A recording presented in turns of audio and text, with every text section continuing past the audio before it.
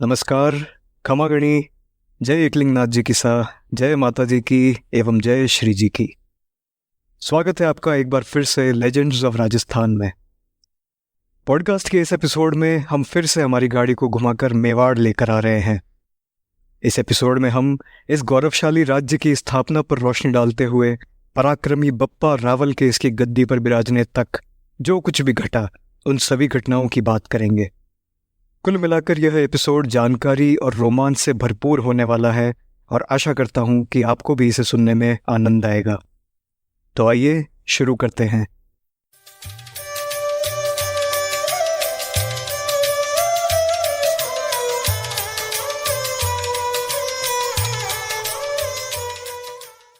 उक्त एपिसोड में एक बार फिर से मैं आपको मेवाड़ की भौगोलिक स्थिति समझाना चाहूँगा। एक समय था जब मेवाड़ के विस्तार की कोई सीमा नहीं थी, पर आज की दृष्टि से देखा जाए तो उदयपुर, चित्तौड़गढ़, राजसमंद, भीलवाड़ा और प्रतापगढ़ जिले मेवाड़ का हिस्सा माने जाते हैं। यह राजस्थान का दक्षिणी भाग है और गुजरात के करीब है। प्राचीन काल में जब भारत में भिन्न भिन्न जनपदें हुआ करती थी, उस समय मेवाड़ को मेदपाट एवं शिवी जनपद के नाम से जाना जाता था। आपको शायद पता ना हो, पर मेवाड़ राजघराना दुनिया का सबसे पुराना राजवंश है, जिसकी नींव राजा गुहिल ने सन 566 ईस्वी में रखी थी, यानी आज से लगभग 1500 वर्ष पूर्व। इस राज्य में एक से एक प्रतापी एवं प्रभावशाली व्यक्तित्वों ने जन्म लिया, चाहे वो माटी के लाल हिंदुआ सूरज महाराणा प्रताप सिंह हो या अपने राजा को सुरक्षित रखने हेतु अपने पुत्र का बलिदान देने वाली त्याग की मूरत मां पन्ना धाय। मेवाड़ की धरा पर जन्म लेने वाला प्रत्येक व्यक्ति धन्य है, क्योंकि यहाँ का गौरवशाली इतिहास हमेशा उसने अपनी विरासत के रूप में पाया है। आइए इस ऐतिहासिक विरासत के बारे में, इसकी जड़ों, इसकी शुरुआत से जानते हैं। इतिहासकार मानते हैं कि गुहिल या गुहादित्य नाम के राजा ने गुजरात के आनंदपुर में इस राजवंश की नींव रखी थी। आनंदपुर वर्तमान में वड़नगर के नाम से प्रसिद्ध है।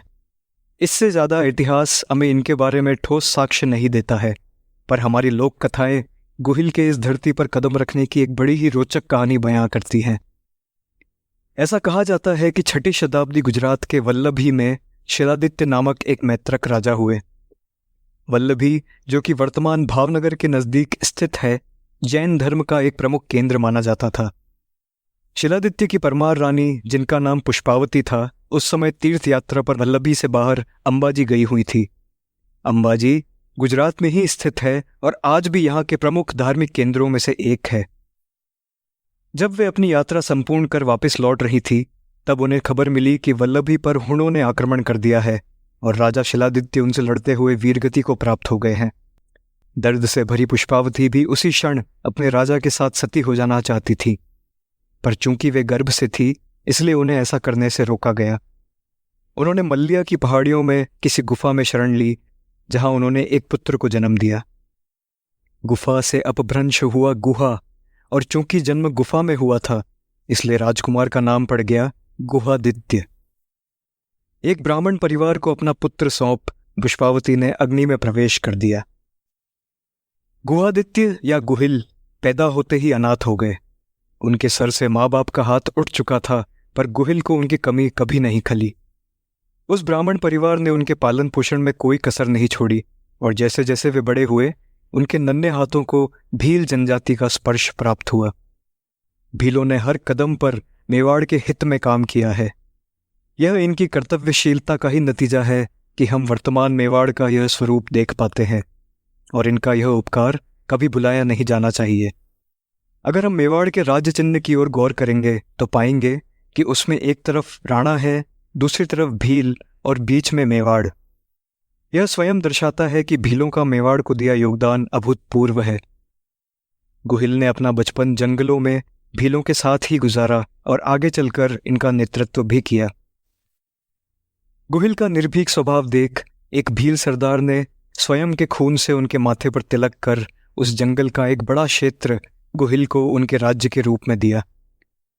मेवाड़ के राजा यह कभी नहीं भूले कि उन्हें यह क्षेत्र एक उपहार के रूप में दिया गया था, और इसी का मान रखते हुए तब से लेकर आज तक मेवाड़ के प्रत्येक नए महाराणा का टीका एक भील के द्वारा ही किया जाता है।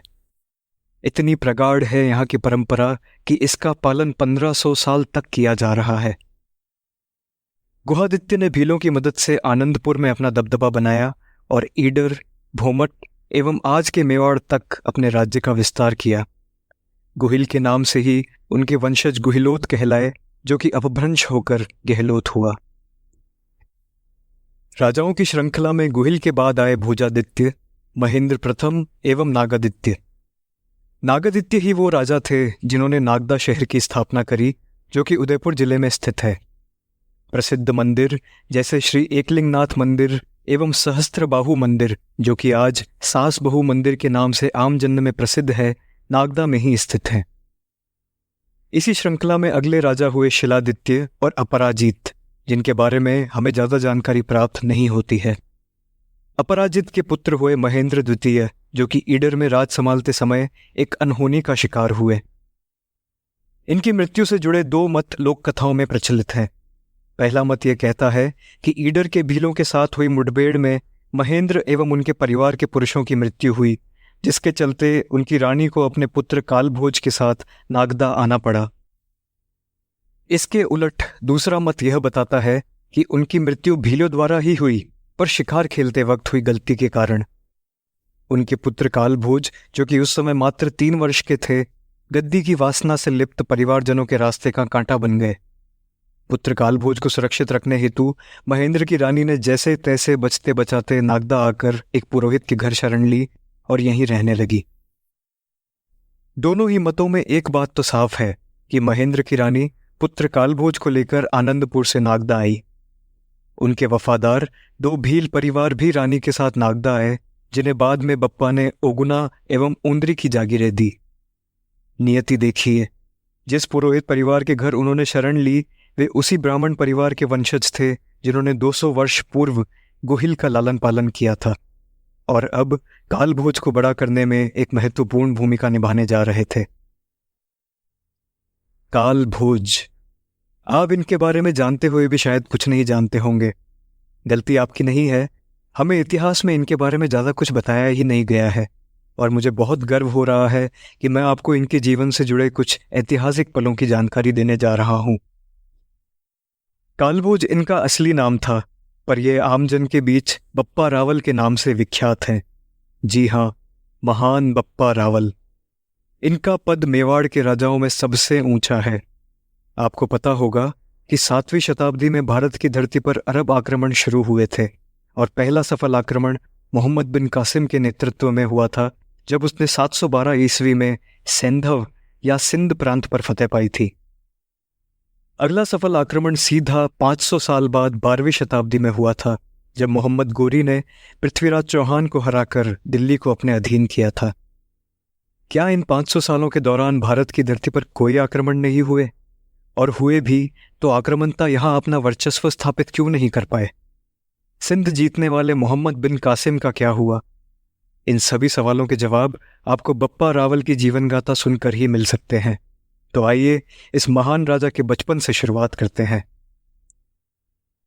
कालभोज या बप्पा रावल ने अपना शुरुआती जीवन गुमनामी में ही गुजारा। वे नागदा में पुरोहित रावल के घर ही बड़े हुए, जहां वे उनकी गायों की देखभाल किया करते थे। बप्पा का लड़कपन शरारतों से भरपूर था और इन्हीं शरारतों का एक किस्सा लोक कथाओं में प्रचलित भी है। एक बार बप्पा ने एक ही शाम में गांव की कई कन्याओं के साथ विवाह रचा लिया था, जिसके बाद उन कुंवारी स्त्रियों के गुस्साए माँ बाप से बचने हेतु उन्हें कई दिनों तक नागदा की पहाड़ियों में जाकर छुपना पड़ा था। पर शरारती होना और एक बुरा व्यक्तित्व रखना धरती और आकाश की तरह 2 अलग अलग चीजें हैं। अपने लड़कपन में जरूर बप्पा ने खूब शरारतें करी हों, पर समय बदलते देर नहीं लगती और बप्पा का जीवन भी अब एक नया मोड़ लेने वाला था। लड़कपन के दिन अब लगभग खत्म ही थे। एक रोज बप्पा पुरोहित की गायों को चराने हेतु नागदा की बागेला झील के दूसरी तरफ लेकर गए। यहां उनकी भेंट एक तपस्वी से हुई जिनका नाम था महर्षि हरित। दोनों ने एक दूसरे से रामाशामा की और बप्पा आगे बढ़ गए। वे अब रोज गायों को चराने झील के पीछे ही ले जाते, जहां उन्हें हारित के प्रतिदिन दर्शन होते और दोनों के बीच वार्तालाप बढ़ने लगा। बप्पा ऋषि हारित की बातों से बहुत प्रभावित हुए और धीरे धीरे इसी वार्तालाप ने एक गुरु और शिष्य का रूप ले लिया। हारित ऋषि के तत्वाधान में बप्पा अध्यात्म की ओर बढ़े और कठिन परिश्रम कर इसमें महारत हासिल की। ऋषि हारित ने उनमें वे सभी गुण देखे जो कि एक अच्छे एवं सक्षम राजा में आवश्यक थे, जिसके चलते उन्होंने बप्पा को अपने कर्तव्य पथ का ज्ञान कराया। बप्पा और हारित की जोड़ी को आप चाणक्य एवं चंद्रगुप्त मौर्य की जोड़ी की तरह भी देख सकते हैं। जिस तरह चाणक्य ने चंद्रगुप्त को एक प्रतापी सम्राट के रूप में विकसित किया, उसी तरह ऋषि हारित ने भी बप्पा को राजधर्म का बोध कराया। उन्होंने बप्पा को श्री एकलिंग महादेव की भक्ति करने को कहा और यह उन्हीं एकलिंगनाथ भगवान की महिमा का फल था, जिसके कारण बप्पा को मेवाड़ का राज्य पुनः प्राप्त हुआ। पर जैसे जैसे बप्पा का ओझ मेवाड़ की धरा पर बढ़ रहा था, उसके आसमान में छा रहे बादल भी उतने ही काले होते जा रहे थे। ज्ञान प्राप्त करने का समय अब खत्म हुआ। अब समय था उस प्राप्त किए ज्ञान को आजमाने का। मेवाड़ के मुकुट का हमेशा से शिरोमणि रहा चित्तौड़गढ़ का किला नागदा से करीब 150 किलोमीटर दूर पूरब में स्थित है। इस महान गढ़ का निर्माण 7वीं शताब्दी में चित्रांगद मौर्य नाम के राजा ने करवाया था, जो कि मौर्य साम्राज्य से संबंध रखते थे। इसका शुरुआती नाम चित्रकूट था, पर यह भी अपभ्रंश का शिकार होते होते समय के साथ चित्तौड़ हो गया। 712 ईस्वी में सिंध पर अपना वर्चस्व जमाने के बाद मोहम्मद बिन कासिम यहाँ अपने एक चेले को बिठाकर वापस मक्का लौट गया। इसी सिंध को अपना ठिकाना बनाकर अरबों ने गुजरात से लेकर मध्य प्रदेश के उत्तरी क्षेत्रों तक अपना वर्चस्व जमा लिया था। इतिहासकार मानते हैं कि इसी दौरान अरब आक्रमणताओं ने चित्तौड़ के राजा मान मोरी को हराकर चित्तौड़ को भी अपने अधीन कर लिया था। इस समय तक बप्पा रावल भी मेवाड़ में एक प्रमुख शक्ति के रूप में उभर चुके थे और उनकी नजरें भी अब इस भव्य किले पर टिकी हुई थी। यहाँ बीच में मैं एक और भूले बिसरे राजा का वर्णन करना चाहूंगा, जिनके बारे में जनस्मृति में जानकारी थोड़ी कम ही है। इनका नाम था अवनी जनाश्रय पुलकेशिन चालुक्य, जो कि गुजरात के नवसारी पर शासन किया करते थे। नाम उनका पुलकेशिन चालुक्य ही था। अवनी जनाश्रय उन्हें दी गई सिर्फ एक उपाधि थी, जिसका अर्थ है आमजन का रक्षक। यह वह समय था जब भारत में उथल पुथल का माहौल था। मौर्य साम्राज्य पतन की ओर बढ़ रहा था और राष्ट्रकूट, गुर्जर प्रतिहार, कालाचुरी, चालुक्य एवं चंदेलो जैसी कई छोटी बड़ी शक्तियां अपनी अपनी सीमाओं का विस्तार करने की होड़ में लगी हुई थी। आपने वो कहानी तो सुनी ही होगी कि 2 बिल्लियां आपस में रोटी के लिए लड़ रही थी और इसी मौके का फायदा उठाकर बंदर वो रोटी ले गया। भारत में भी बिल्लियां हमेशा से लड़ती ही रही हैं और विदेशी आक्रमणताओं रूपी बंदरों ने धीरे धीरे कर यहाँ अपनी स्थिति को मजबूत कर लिया, चाहे वो तुर्क हो या अंग्रेज। उक्त समय की इस अव्यवस्था के बीच राजा पुलकेशिन एक दिए के समान उभर कर सामने आए और वो कर दिखाया जो कि एक बार सोचने में असंभव सा ही प्रतीत होता है। उन्होंने आपस में लड़ रहे इन सभी राजाओं को अरबों के विरुद्ध लड़ने के लिए संगठित किया। संगठन में शक्ति होती है और इन सभी शक्तियों के एकजुट हो जाने से अरब खलीफा की चमक फीकी पड़ गई और भारत में उसके स्थापत्य को जड़ से उखाड़ कर फेंक दिया गया। अरबों की ताकत कमजोर होती देख बप्पा ने भी चित्तौड़ पर आक्रमण कर उसे जीत लिया। पर खलीफा ऐसे हार मानने वाला नहीं था। उसने लगातार भारत में आक्रमण जारी रखे। राजस्थान की धरती पर लड़े गए युद्धों में बप्पा रावल, हाड़ौती के राजा धवल एवं उज्जैन के नागभट्ट परिहार ने मिलकर अरबों को मुंह तोड़ जवाब दिया और इस धरा पर उनकी दाल गलने नहीं दी। आक्रमणों की इसी श्रृंखला में वर्तमान अफगानिस्तान में स्थित गजनी के राजा सलीम ने भी भारत के राजाओं के खिलाफ सेना भेजी, पर यह उसके जीवन की सबसे बड़ी और आखिरी भूल साबित हुई, क्योंकि राजपुताना का शेर बप्पा रावल उसका बेसब्री से इंतजार कर रहा था। बप्पा ने राजस्थान के छोटे बड़े राजाओं को एकजुट कर एक विशाल और शक्तिशाली सेना बनाई, जिसने सलीम की सेना की जमकर मेहमान नवाजी करी। सीधे सीधे शब्दों में कहूं तो अरब सेना को रौंद कर रख दिया गया। रौंदना कहकर भी मैं बप्पा एवं उनकी सेना के शौर्य के साथ अन्याय ही कर रहा हूं, क्योंकि असल में बप्पा ने पलायन कर रही अरब सेना का गजनी तक पीछा किया और वहां पहुंचकर बादशाह सलीम को मौत के घाट उतार अपने भतीजे को वहां अपने सूबेदार के पद पर स्थापित किया। कुछ इतिहासकार तो बप्पा का ईरान इराक तक जाकर आना भी बताते हैं। शायद बप्पा इन आक्रमणों पर पूर्ण रूप से विराम लगाने हेतु ही गजनी गए थे, पर यह सांप कुछ अलग था। भले कितनी बार उसका सर काट दो, एक नया सर आपको डसने के लिए हमेशा तैयार रहता था। इसीलिए गजनी से वापस आते वक्त बप्पा ने पूरे रास्ते 100 किलोमीटर की दूरी पर चौकियां स्थापित की, और यह इन्हीं चौकियों की बदौलत था कि इन आक्रमणताओं को भारत में पैर पसारने में इतने साल लग गए। मुझे पता है कि यह सब सुन आप चौंक गए होंगे।